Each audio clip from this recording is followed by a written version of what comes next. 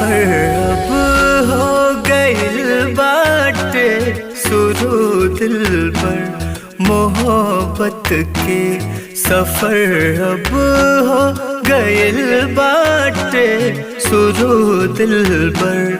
मोहब्बत के ये दिल गुमसुम भइल बाटे सनम तोहरे ही चाहत में सफर अब हो गइल बाटे शुरू दिल पर मोहब्बत के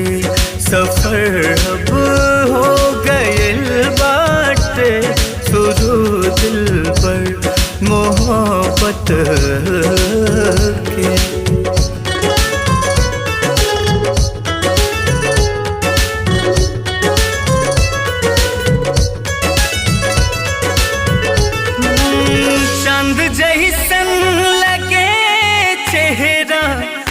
भरल अखिया न जाकत बा लगे झरना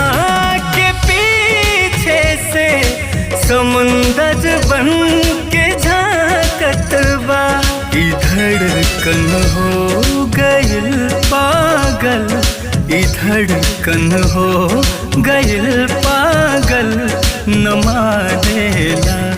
नसीहत के सफर अब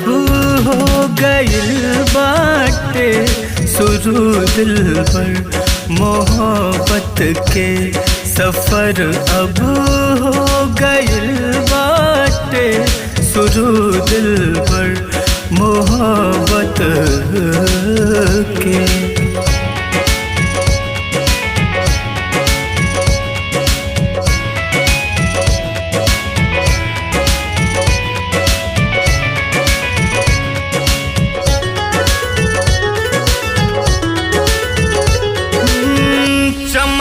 चेहरा में बातना अंधेरिया भी सिमट जाला न जाने जादू कैसन बा रात से दिन लिपट जाला कहे सब रोग लागल बा